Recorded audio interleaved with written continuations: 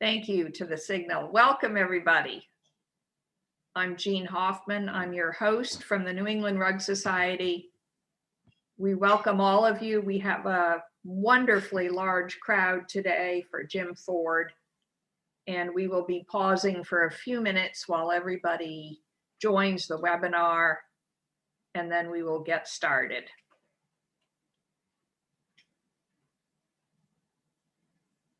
Again, welcome on behalf of the New England Rug Society to our third webinar featuring Jim Ford. We're so pleased to have Jim speaking with us today and sharing his many years of experience and wisdom with all of us. We have a wonderfully large crowd from all over the world, North America, Latin America, Europe, many from the Middle East, Asia. We're delighted to have you all and very pleased, particularly in these tumultuous times in many parts of the world. Certainly here in the US, we're delighted to be able to gather over something we all share, a love of beauty and rugs, curiosity about people and traditions different from our own, and overall a respect for history and tradition. So again, on behalf of the New England Rug Society, welcome to everybody. A couple of housekeeping matters. We will be having questions with Jim Ford after his talk. His talk lasts around 45 minutes. Anyone who wishes to ask a question might type it into Q&A at any time. We will not interrupt Jim reading his talk. We will take questions at the end, but feel free to type them into Q&A at any time. We are recording today. Jim has a much softer voice than I do. And so if anyone needs to hear him better, please turn up the volume on your own computer. I am pleased to turn over the introduction of Jim to my esteemed colleague, Julia Bailey, former curator of the Museum of Fine Arts in Boston and the editor of our wonderful New England Rug Society newsletter, View from the Fringe. Julia?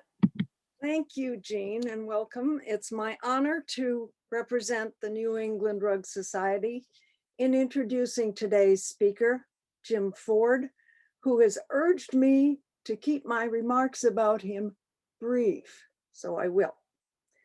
Jim himself will tell us about his long career in the rug trade prior to 1986, when he married the American carpet designer Barbara Lindsay, and with her started a carpet manufacturing business, most recently producing rugs in Nepal.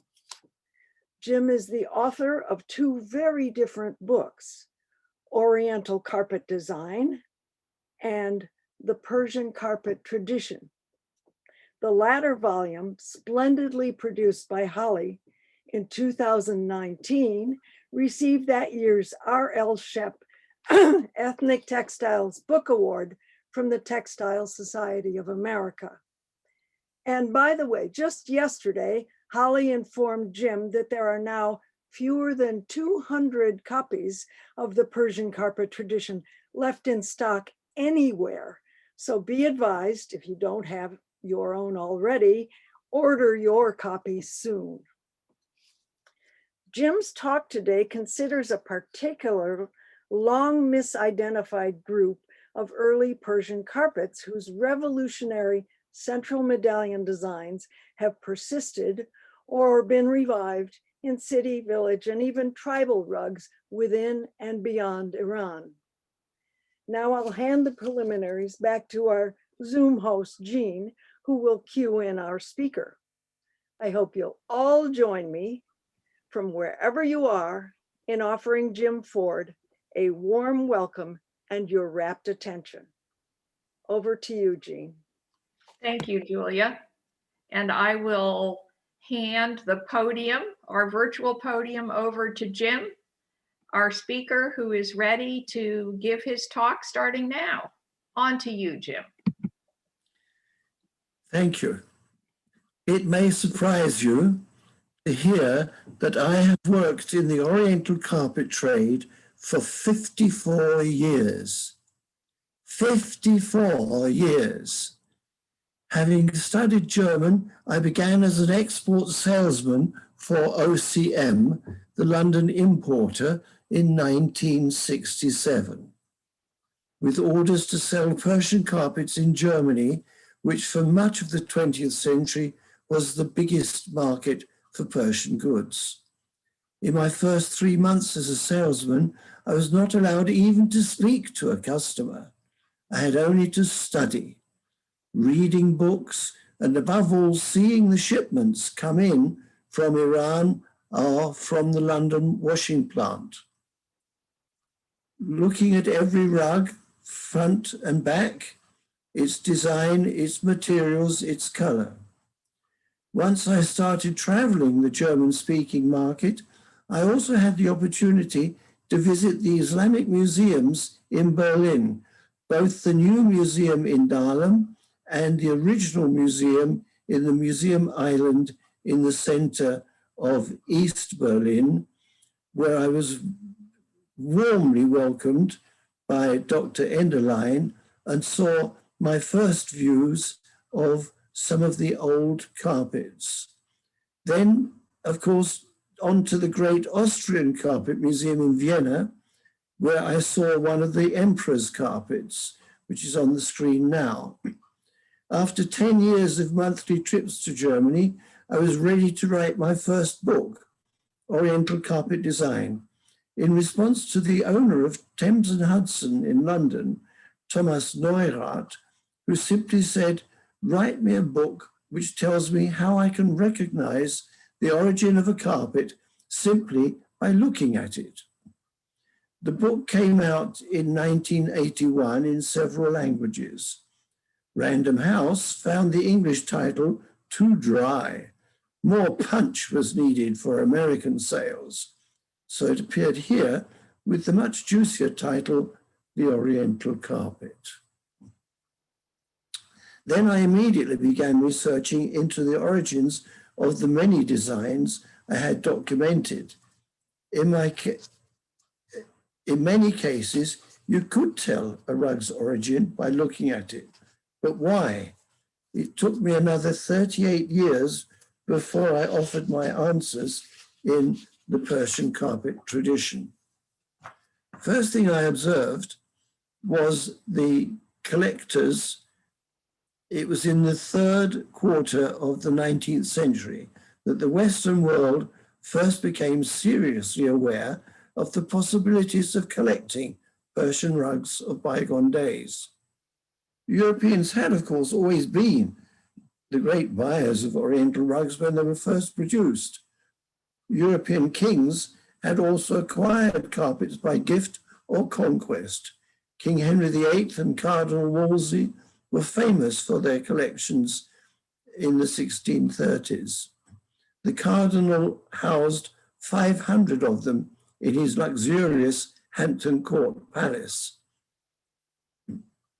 And the Austrians gained immensely when the Turkish siege of Vienna was smashed in 1683, and the furnishings of the royal tents with all their carpets became the property of the House of Habsburg. But the interest had gradually died out until the great bazaars of the Ottoman Empire, Istanbul, Damascus, Alexandria, started to market important finds of textiles of Safavid Iran.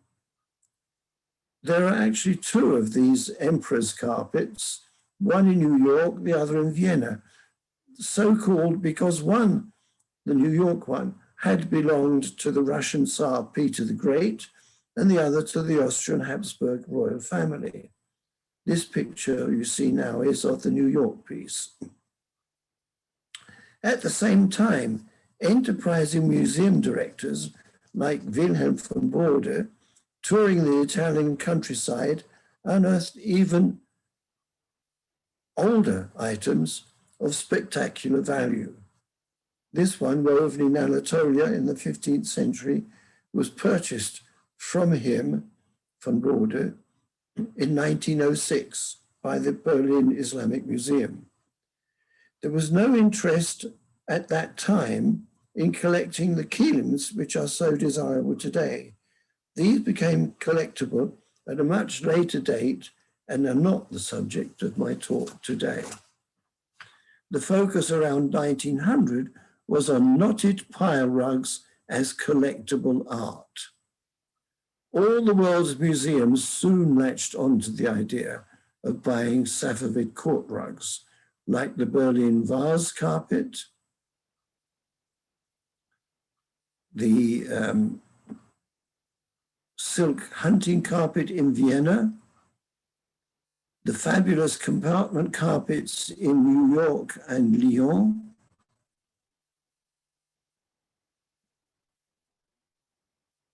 then the Boston silk hunting carpet, London Ardebil, and many more. Although some of these were produced as pairs, they all had one thing in common. They were one-of-a-kind items, unique in design and woven in the finest weave in silk or wool pile on a silk warp.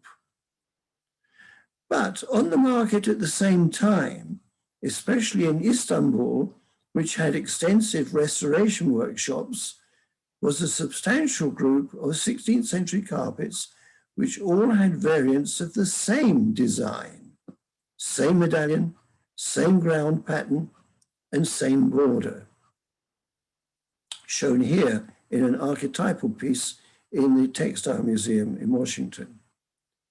In later pieces, a cartouche border was also introduced. This piece is one of the two McMullen carpets, this one in Chicago. It struck me that this group, of which about 80 have survived, known to the carpet world as Northwest Persian medallion carpets, deserved closer study than had been accorded to them in the literature, despite their being purchased by famous European and American collectors, such as Calouste Gulbenkian, Joseph McMullen, James Ballard, George Blumenthal, etc. The 80 carpets are now spread over museum and private collections in Europe, America, and the Near East. My next slide shows on the left one of the earliest pieces,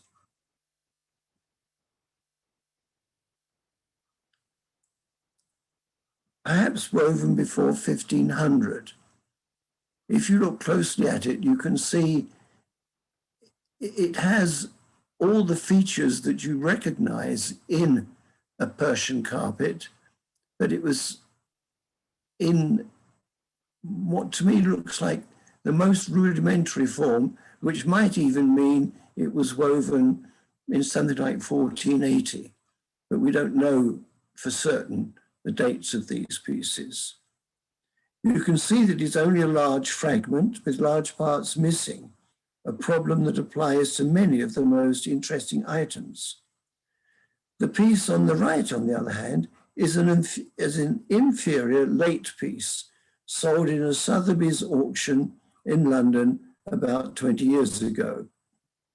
Why were these apparently mass-produced medallion carpets eagerly collected? What sure facts do we know about them? When were they made? Who designed them? Where were they made? Who organized the production? Who paid the weavers? And most importantly, who bought them when they were finished?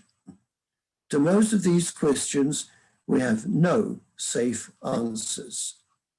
You may have encountered this remark in some other carpet studies. There is, however, evidence that they were mostly produced in Persia between about 1480 and 1580, with some also attributable to the 17th century. The one on the left, a gift of Joseph McMullen to the Textile Museum in Washington, can be fairly confidently dated to 1505, because as you see in the middle of the screen, it contains two tiny figures in the border, one of which is wearing the Kizilbash Shiite turban, known as the Taji Haidari. In the actual carpet, these figures are only about 4 inches high, 10 centimeters, but their inclusion clearly has political significance. In the early days of the Safavid Empire, the Taj consisted of 2 parts.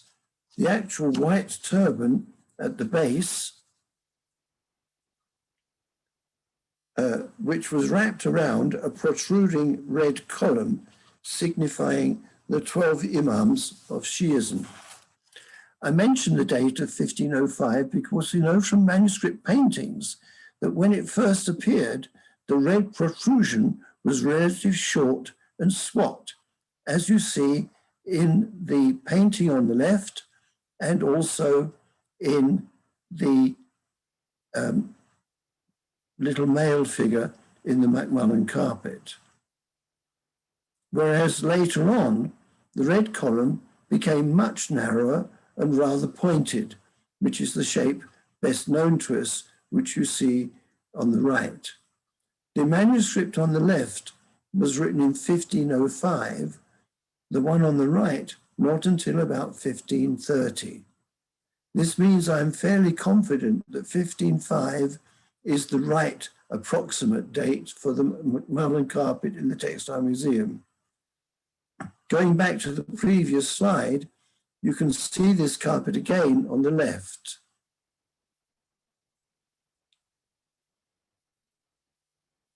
We are missing the previous slide.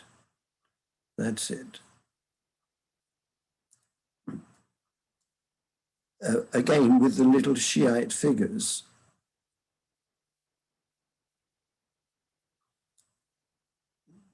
We need to go back one, thank you. On the right, however, we've lost him again. Could we please go back one slide there?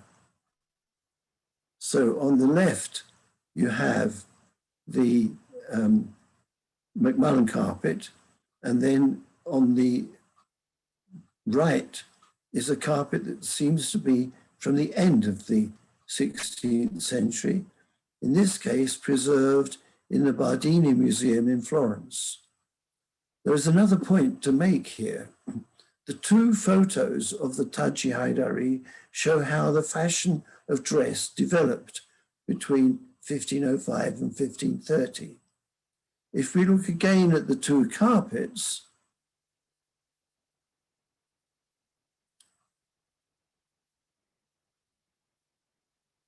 you can see that the same applies. The design developed between 1505 and 1580 in response to changes in fashion. If you look at these 2 close-ups, you can sense a certain primitiveness in the Macmillan piece, woven when the whole medallion concept was new to the weavers, who, without graph loom drawings, had, so to speak, to feel their way with this strange new design, whereas the Bardini piece, with this elegant cartouche border, its refined interpretation of the medallion shape and its rich mixture of palmettes and cloud bands in the ground is quite simply more sophisticated in the fashion sense. Although both carpets have the same relatively low knot count of about 130 to the square inch. I should like to stress that the difference between primitive and sophisticated does not indicate any judgment of the carpet's artistic value. George Stubbs' horses are elegant, but Franz Marc's horses are consciously primitive. Both types are equally famous. The most contentious issue and the biggest mistake in the old literature is where they were woven. The staunch American promoter of carpet art, Arthur Upham Pope, who wrote the Survey of Persian Art based on a great exhibition held in London in 1931, is the principal source of misunderstanding of these carpets because he declared them to be Safavid court carpets, which must therefore have been woven in the court workshop of the Safavid capital of Tabriz. Pope was an acute observer, but not a very scientific scholar. He noted that most of the medallion rugs were relatively coarse in weave. This next picture is a Berlin carpet, which has 1,435 knots to the square decimeter, which is around 93 to the square inch. It was severely damaged in a bombing raid in 1945 and has since been superbly restored in the Islamic Museum in Berlin. I give the knot count per square decimeter because this was recommended 10 years ago by Walter Denny as an international standard to avoid the unreliable figures previously quoted in knots per square inch. But I do not mind repeating that 1435 to the square decimeter represents something like 93 to the square inch.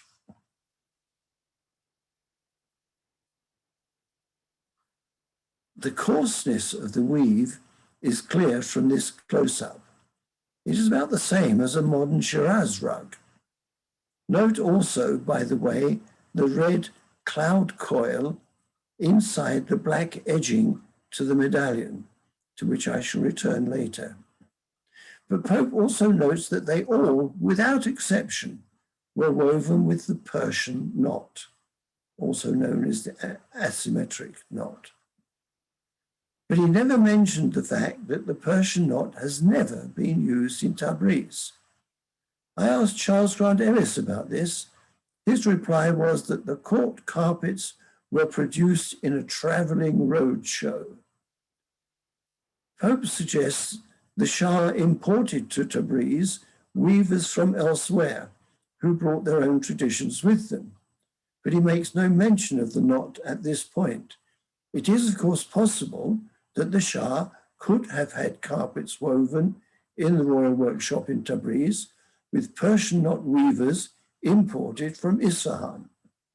But there is no way this could apply also to the various village weaving centers all over Azerbaijan, which Pope also proposes as the origin of some of the carpets. Anything woven there would have had to have had the Turkish knot. But the key mistake is that none of the medallion carpets are court carpets at all. They were woven in towns or villages for local use. Their knot count is mostly around 2,000 to 4,000 knots per square decimeter, and several of them less than that.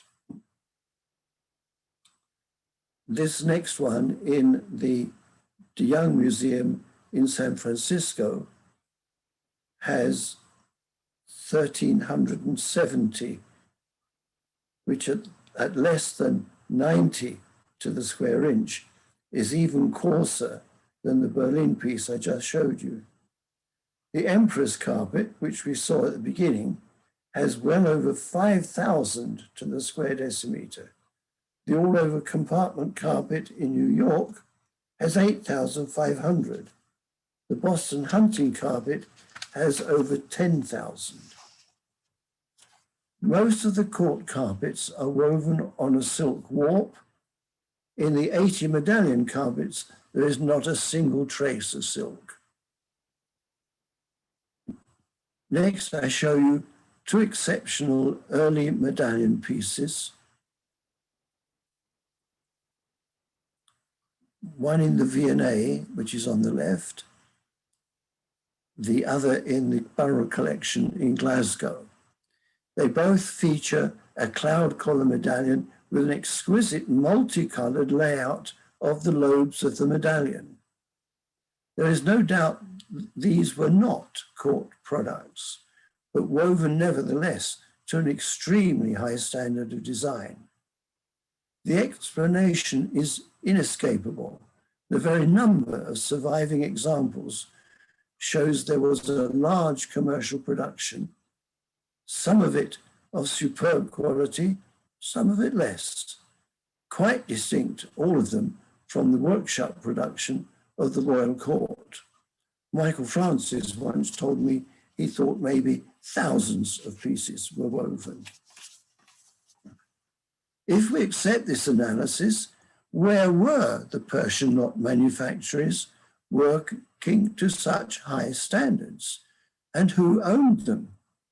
The Persian knot is used over a wide area of central, southern, and eastern Iran, including many famous centers such as Kashan, Isfahan, Yazd, and Meshed.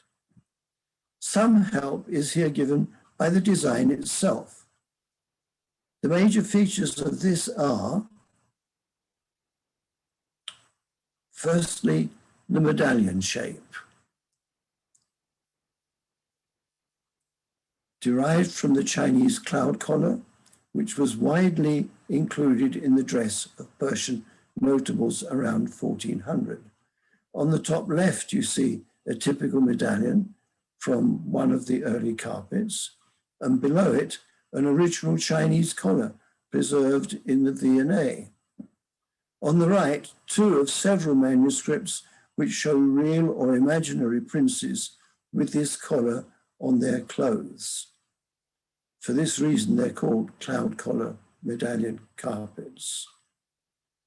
Secondly, they have an intricate floral-filled vine scroll in the ground. Here you see two fragments of a carpet in the Bruscatini collection in Genoa.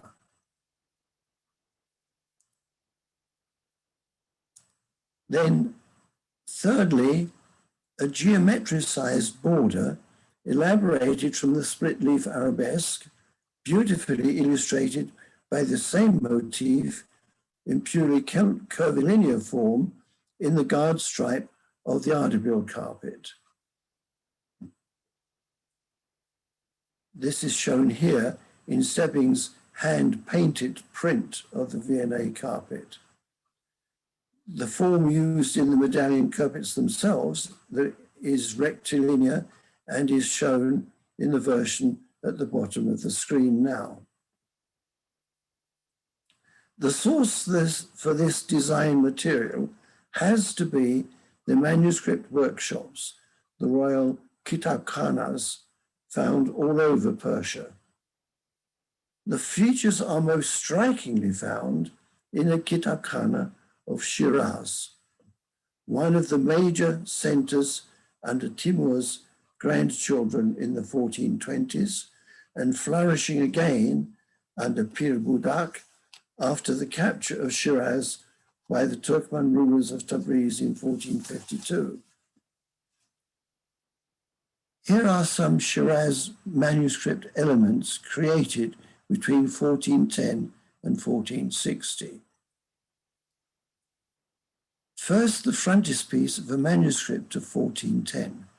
This is not a carpet design, but you could be forgiven for thinking it is, and it certainly ushered in a design revolution in 15th century Iran, which first showed itself in carpets portrayed on the floor in scenes from miniature paintings of the 1440s.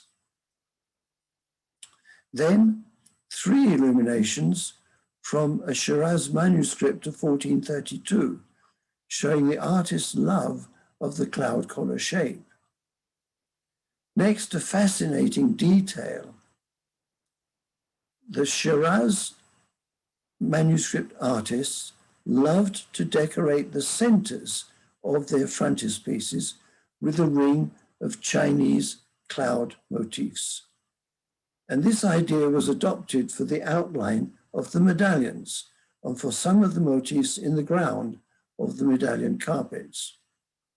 What you actually see here is top left, Chinese-style clouds in a Shiraz manuscript of 1441. Beneath it, the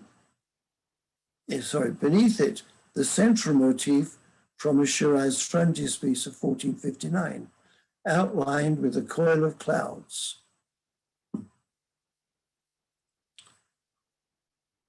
In many of these early pieces, quite minor motifs incorporated cloud coils, as you see on the top right.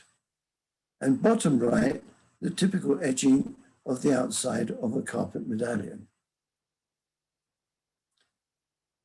Then this is a Yezd manuscript of 1441. Here you have the full cloud collar carpet medallion design with the cloud coil edging. The coil is not very clear in this photo, but its use to edge the medallion is obvious. This idea of edging a carpet medallion, an iconic feature of the early commercial carpets, was not used in any of the Safavid court carpets. And finally,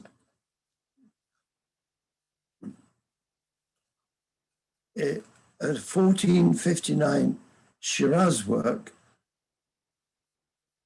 dedicated to the Turkmen prince Pir Budak, which showed a carpet-like design, complete with a beautiful cloud-band border and typical guard stripes. The elaborate vine scroll ground pattern runs under the whole length of the design, from end to end, and the medallion apparently dropped in more or less at random. This is another common feature of the early medallion carpets. They all have a ground pattern which runs underneath the length of the carpet. This again is a feature not found in later court carpets. These Shiraz pictures leave me with no doubt the medallion carpet design was created in Shiraz, in a manuscript workshop, not directly working for the governor, but in close touch with the artists at the court Kitabkhana. It would then automatically, of course, make sense to declare that the first carpets were also made in Shiraz. For this, however, there is absolutely no evidence whatsoever. And we must remember there was a free interchange of material between all the Kitabkhanas. The design may have originated in Shiraz, but could easily have been made available to a carpet manufacturer in Kashan or Isfahan. And this means effectively that we have no sure source for any of the known cloud collar carpets. But supposing the first workshop was indeed in Shiraz, who owned it? Here I have to go back to the question, what was a court workshop? We have definite proof that there was a royal carpet workshop in Tabriz in 1514. But what about the court in Shiraz, which was the second city of the Tabriz-based Turkmen Empire up to the establishment of Shah Ismail, the first Safavid ruler, in 1501? This Shiraz court, with its flourishing Kitabkhana, could very well also have had its own carpet workshop, producing not goods for the royal court in Tabriz, but goods for the local Shiraz aristocracy, who were all swept away by the new fashion of carpets with floral designs, to replace the pieces with tile-like all-over patterns and no medallion, which had been the traditional rugs up till then. Whether the local prince actually owned the factory or merely ordered carpets from it is not relevant. The buyers were clearly men who owned very large houses, since these early carpets were up to 40 feet long, which further emphasizes the court connection. But here we hit another snag.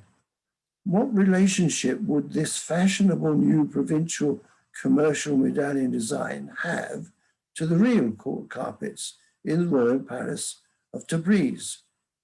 If the design came from the same Kitabkhana, as the designs of the great court masterpieces, we have to assume there was some kind of connection between them, at least some kind of influence in the design styles. We're hampered here by the fact that only one carpet is known that could have a claim to be an early Safavid court carpet. This is the famous compartment carpet held in New York, with a pair of it also held in the Textile Museum in New York. We know very well from reports of Venetian ambassadors that the Shah had magnificent carpets in his palace, including some with floral patterns made to measure to fit the size of the rooms, and of such delicacy that the Portuguese ambassador, Baltazar Pessoa, was told he had to take his boots off before treading on the carpet to be presented to the Shah. But none of these great court carpets has survived. We do know, however, what the provincial medallion carpet manufacturer did when he caught sight of the Safavid compartment carpet. He made what we may call a knockoff to create a new ground pattern to use with his existing medallion design.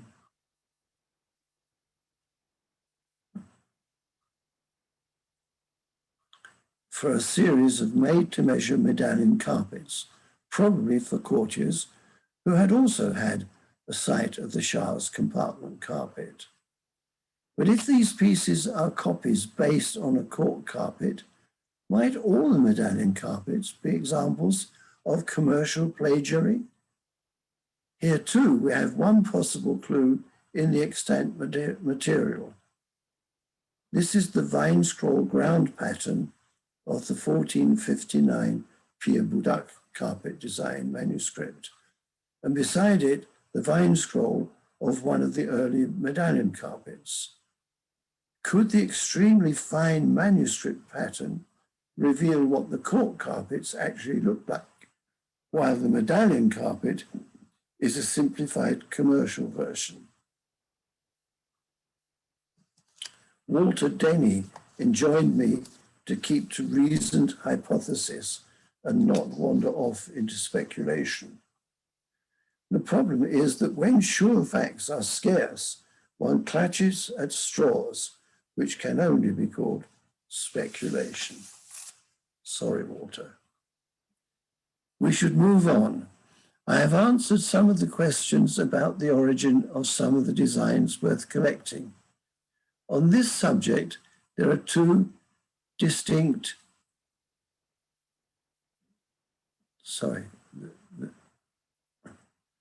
there are two distinct categories, old carpets and new carpets. Firstly, there is in fact a remarkable number of early pieces whose designs are known, but whose current whereabouts are not. These are all detailed in my book, but I shall try to whet your appetite by showing you some of them here.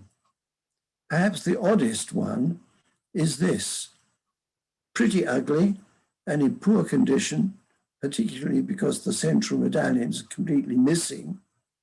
The odd thing about it is that this carpet was illustrated by Murray Island in an article about the carpet collection in the Fine Arts Museum of San Francisco in 1985.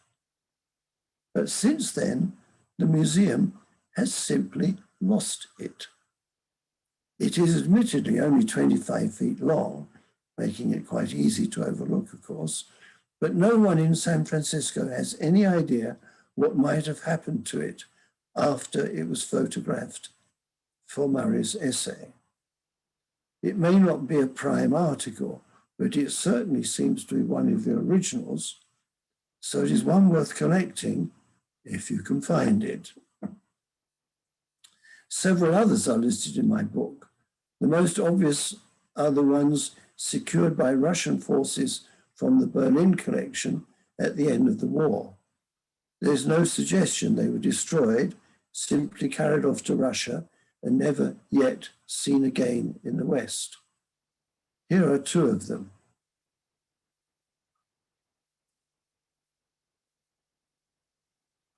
Others are mentioned in the Erdmann archive in Berlin.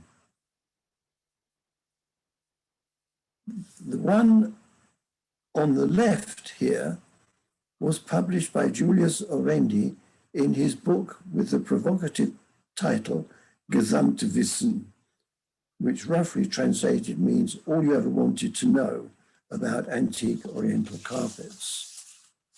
Orendi was a Viennese carpet dealer, so it may well be that this carpet was in his stock when his book came out in 1930. Where is it now?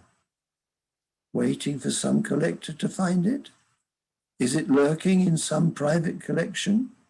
Did it suffer damage in the war?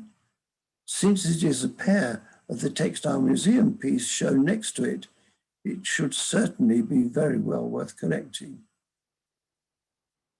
There is no time to show you all these missing items here.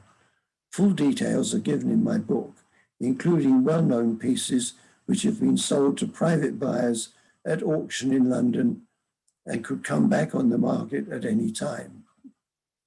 My last slide in this section shows two very special carpets.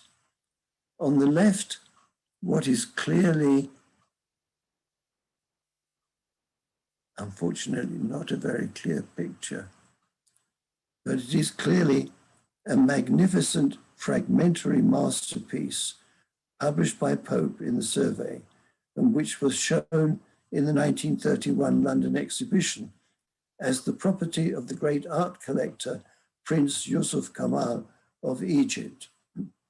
After the Nasser Revolution of 1952, Prince Yusuf abandoned his property in Egypt and went into exile in Austria. The carpet was sold at auction in Cairo in October 1952.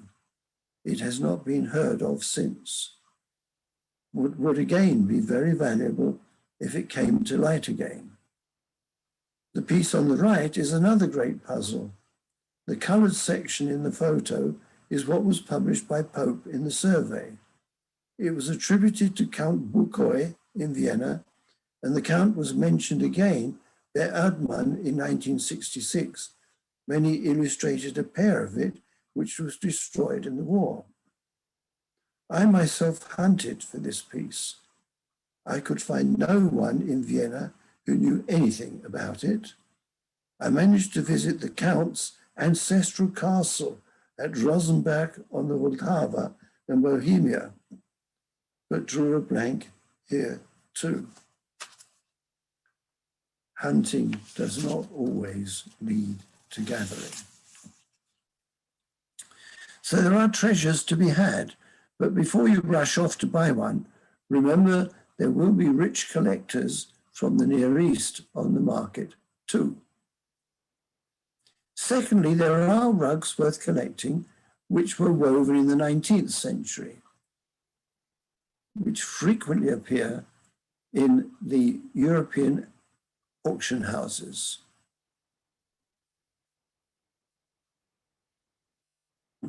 Especially the Wiesbaden online catalogues, which reach back many years, are a great source of information. We know that from the 16th century onwards, there were factories making the original medallion carpets all over the south and east of Persia, and in Turkey and India too. And we know very well why. It has always been standard practice in Persia that if a design does well in one place, it is very soon copied in many others. And that is what happened twice with the medallion carpets. Firstly, when the originals did well in the 16th century in, let us say, Shiraz, a new production sprung up in Yazd, which at that time was also in Fars province, then in Isfahan, then in Kashan, until in the end they were made everywhere. Then 200 or 300 years later, the same thing happened again when modern derivatives began to appear. A great variant of the medallion is found in a number of tribal rugs from Shiraz, two of which you see here. But at the same time, the same variant of the medallion appeared in Bijar. In this case, also showing how the main motif could be used for an all-over repeating pattern. Whether Shiraz copied Bijar or vice versa, we cannot say. And of course, there are many collectible tribal rugs which have no connection with the early medallion carpets at all.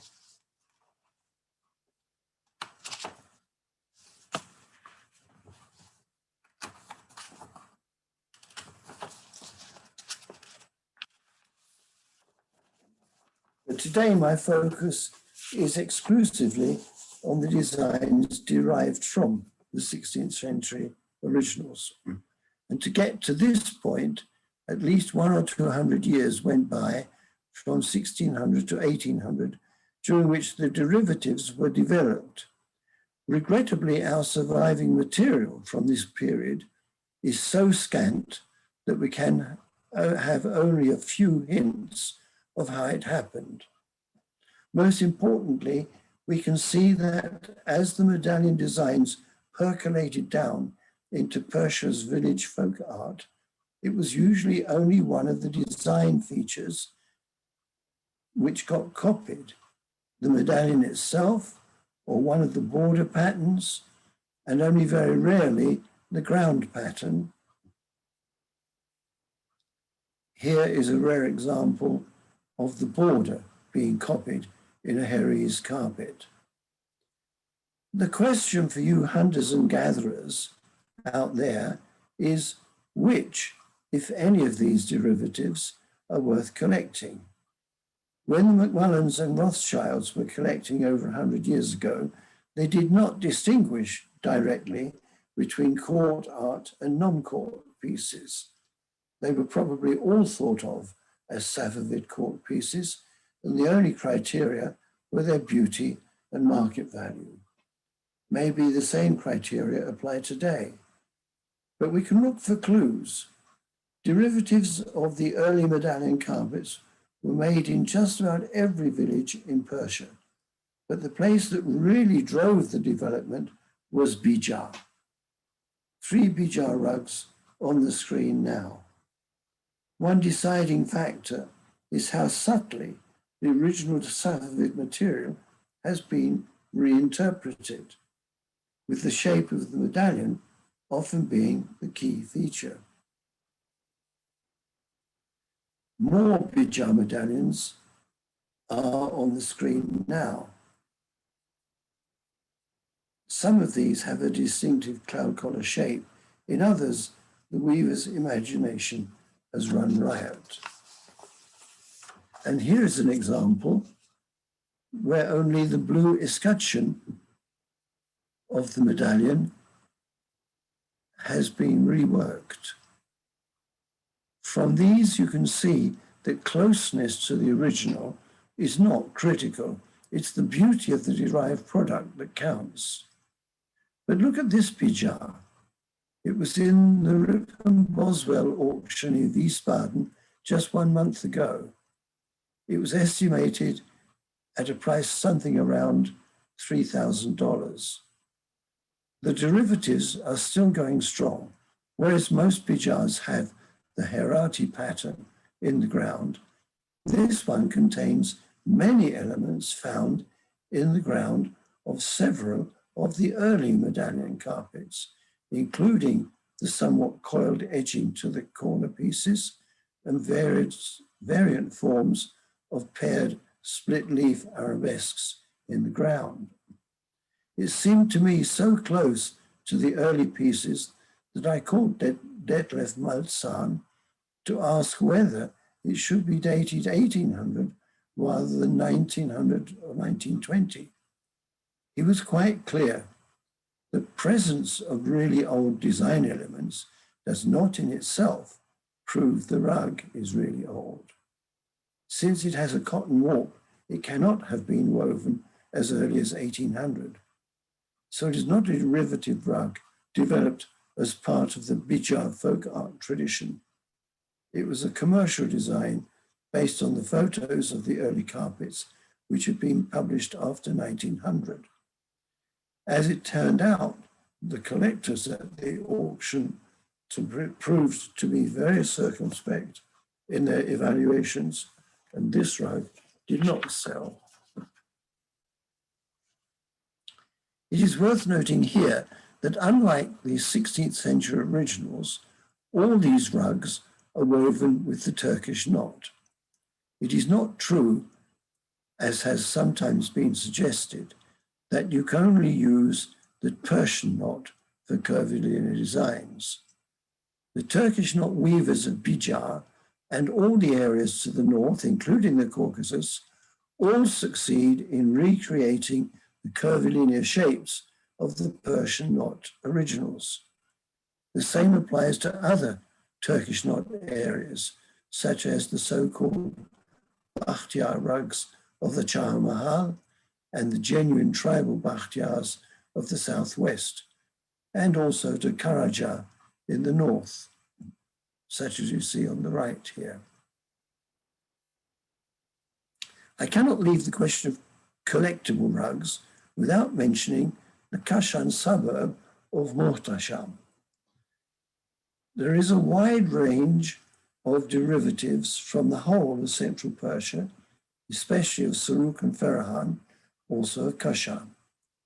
On the left is a Kashan, on the right a Ferahan, both with very clear cloud collar medallions, and the Ferahan uses an immediately recognizable version of the cartouche border used in one of the medallion carpets in the Paris Museum collection, and found also in a number of Hamadan village products.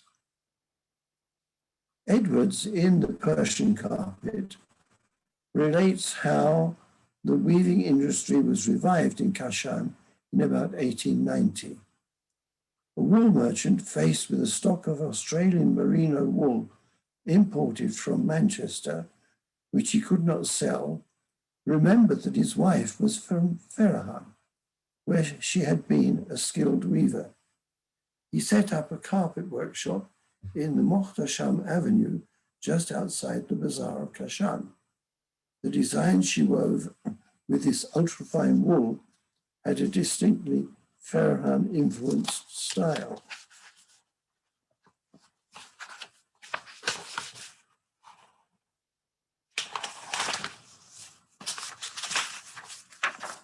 On the left is a Ferahan, on the right a Muhtasham Kashan, which is another rug with a border derived from the 16th century carpets.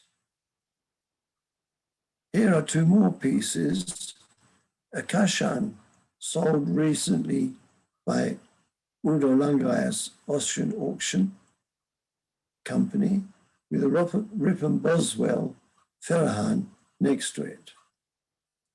How many Kashans advertised as Muhtashams were actually produced in the street next to the bazaar is an open question. Edwards never once mentions the actual workshop in Muhtasham Avenue, probably because he suspected pieces from all over Kashan were described by their vendors as Muhtashams. A recent twist is to speak of a Manchester Kashan, referring to the fact that the earliest Muhtashams were woven with Australian merino wool, which had been extremely finely spun in Manchester before being exported to Persia. Attaching a famous name to a rug gives it a cachet worth a few dollars, but the true collector will be guided by its beauty, not by the cachet.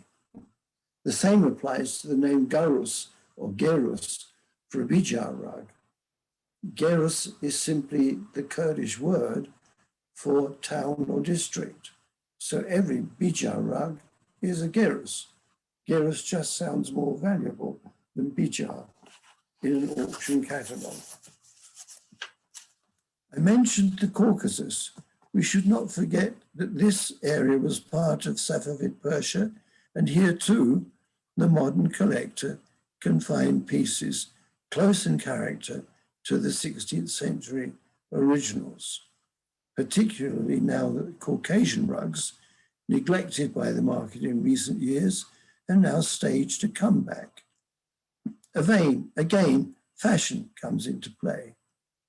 In Ulrich Schürmann's time, the 1970s and 80s, Kazakhs were the cat's whiskers, celebrated in many books, including Kirchheim's Orient Stars in 1993.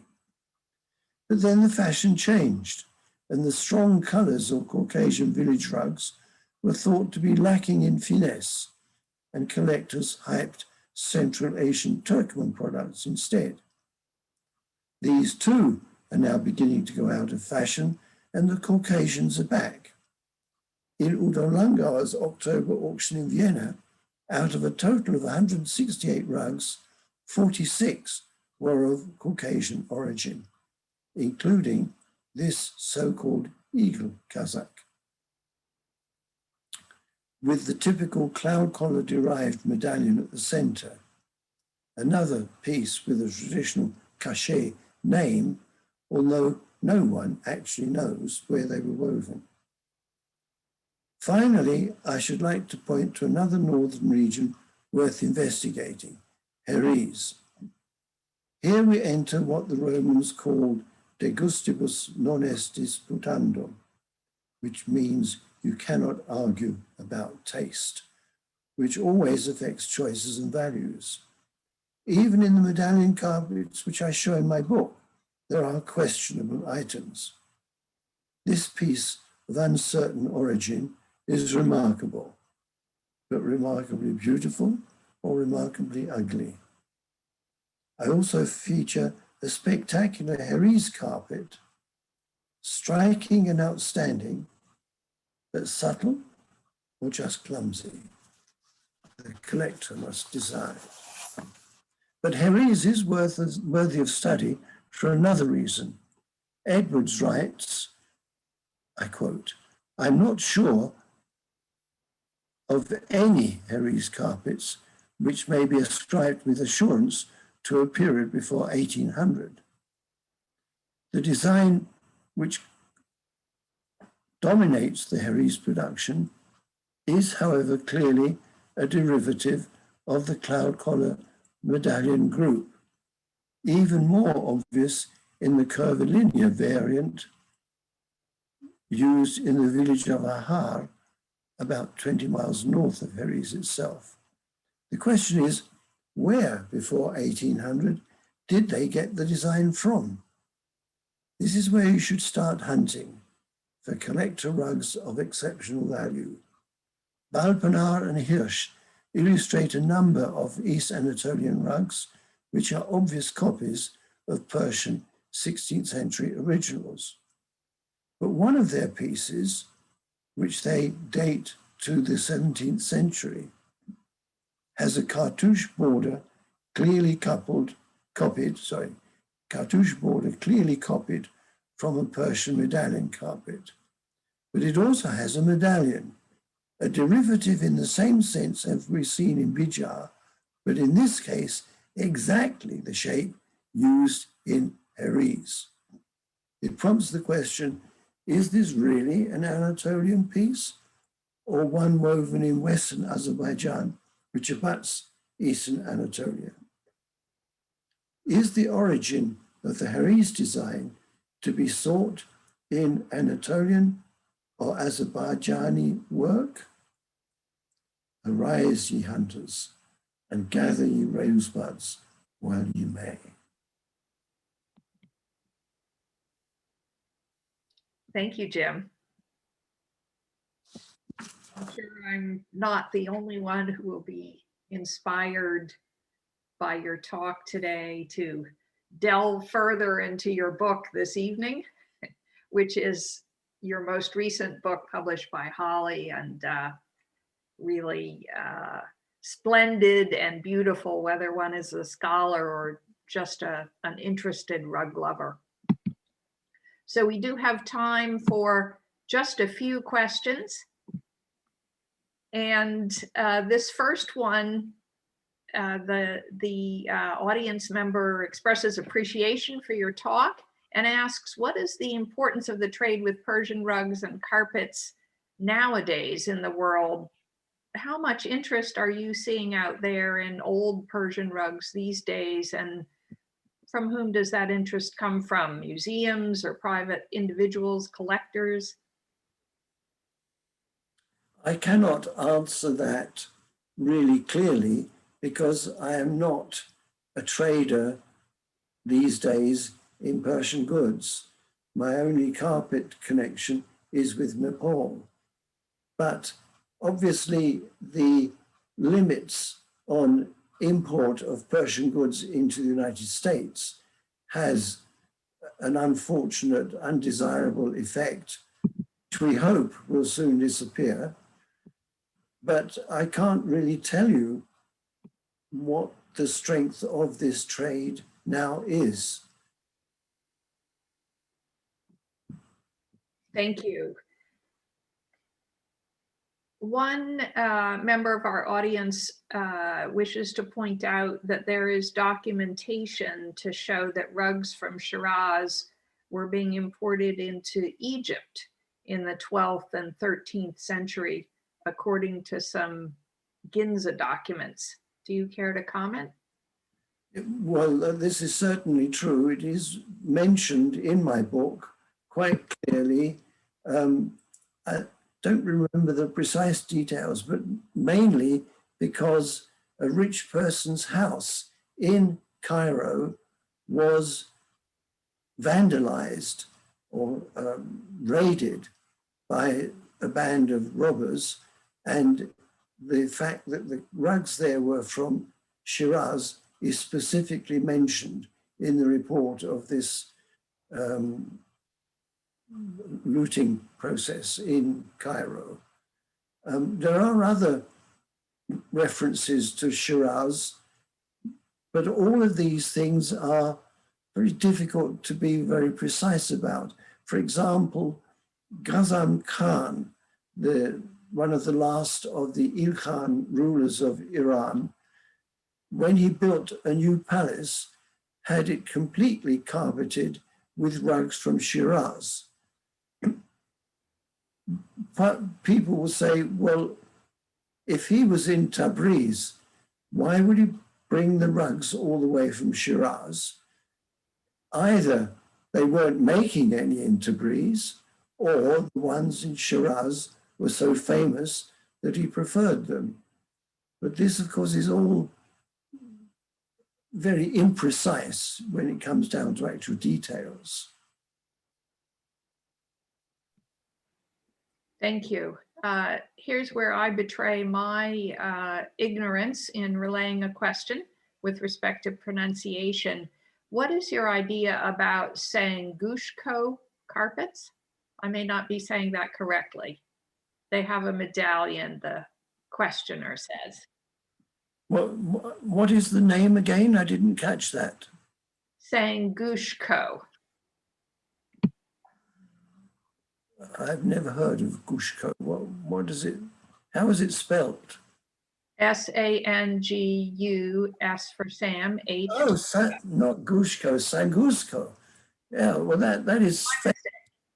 There is a group of carpets of the 17th or possibly 18th century called Sangusko, because they are woven in the Kirman vase technique, and there's a group of them in various museums, and they are also, one of them is illustrated in my book. They are an important class of non-medallion carpets, but where exactly they are, I can't remember. Some of them I think are in Madrid, but I don't know the precise details of them. But you could certainly find out quite easily by going to Google and inputting Sangusko, S-A-N-G-U-S-Z-K-O. It's a well-known class of 17th or 18th century carpets. I don't know how many there are, maybe 10 or 20, something like that, which are known in various museums. Okay, here's another question. How do you explain the group of symmetrically knotted early Persian medallion rugs, such as the one reproduced on the dust jacket of the Keir collection book? Can you repeat that question, please? I only got the sense of half of it. Of course. Explain. Can you please explain the group of symmetrically knotted early Persian medallion rugs?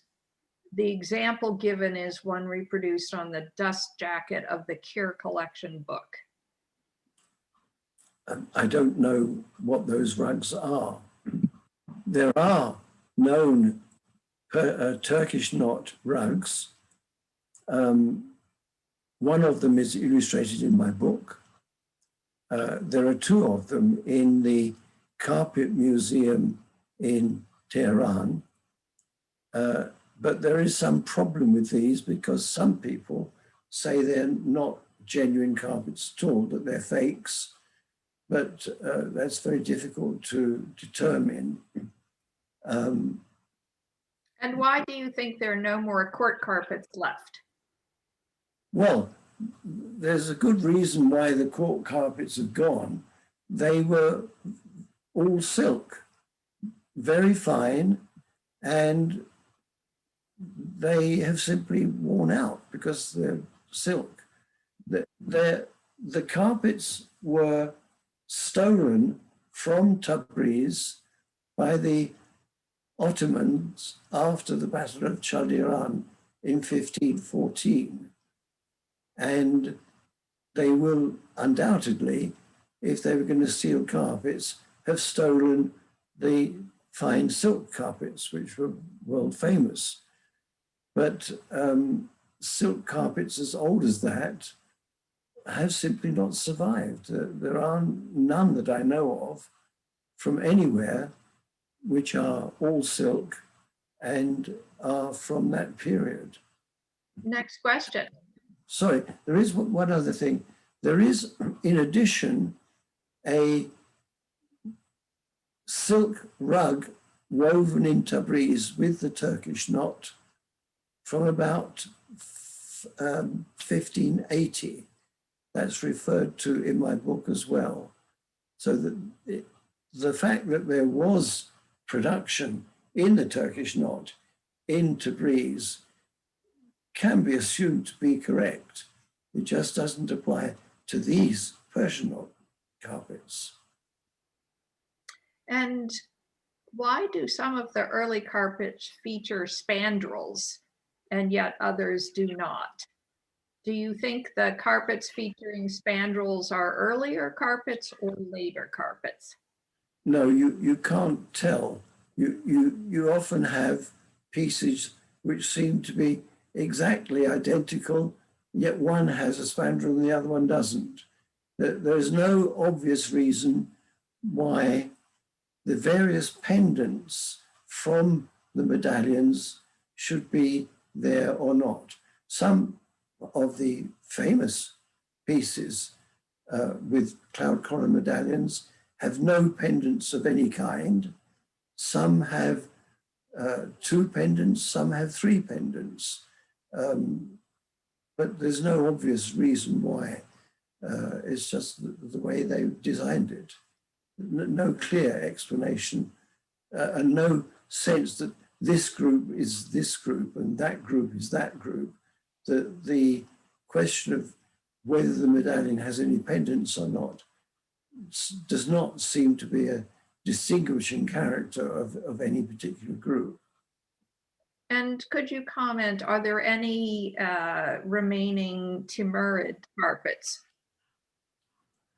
Well, that is an interesting question because it's possible that some of these are Timurid carpets. The one I showed you at the beginning of the talk, which I said might be as old as 1480. If it is 1480, it could be Timurid.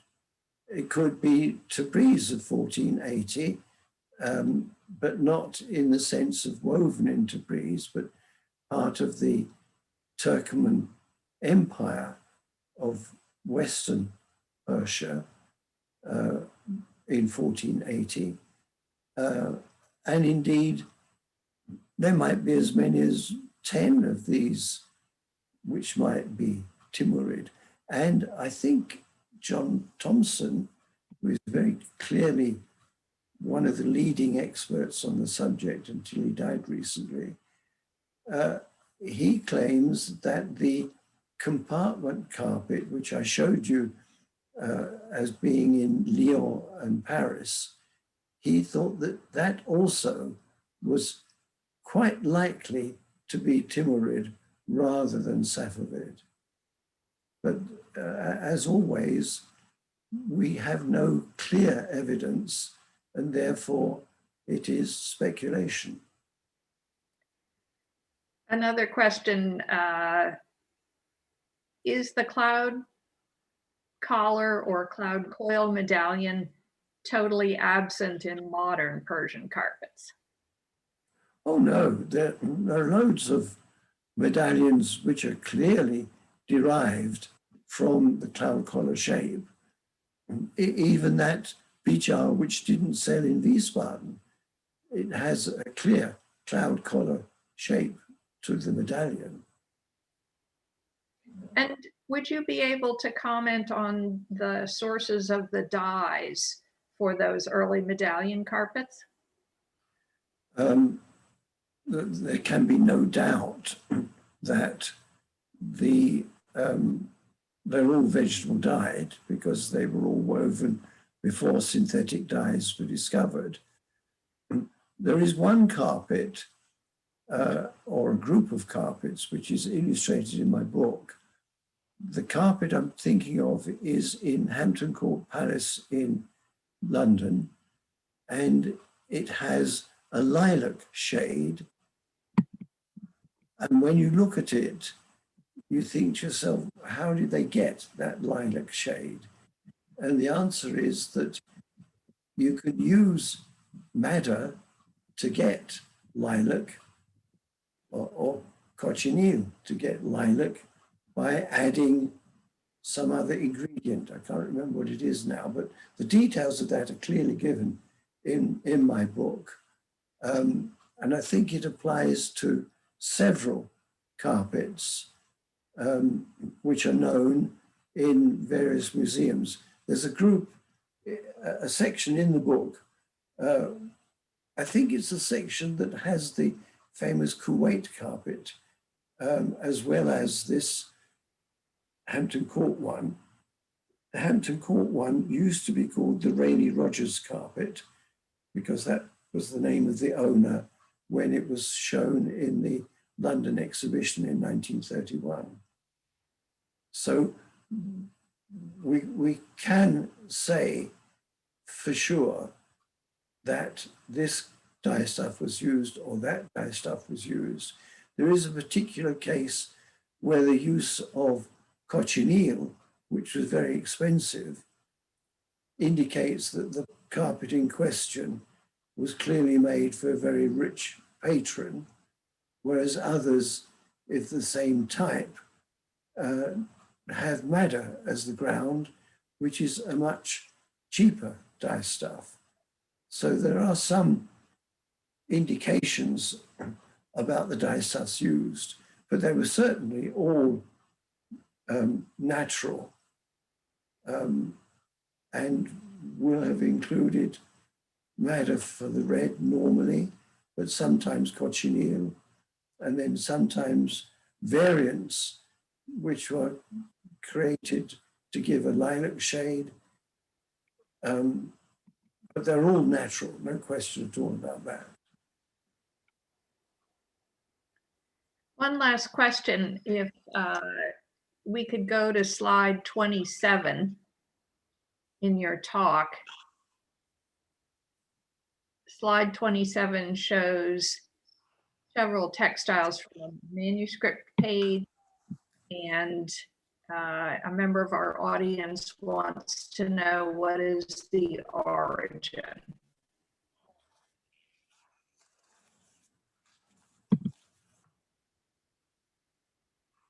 Is there, no, which one is 27? I think the question is, what is the origin of this illuminated image? Where it's from? Well, if you hang on for a moment, I will get my book, which has that picture in it.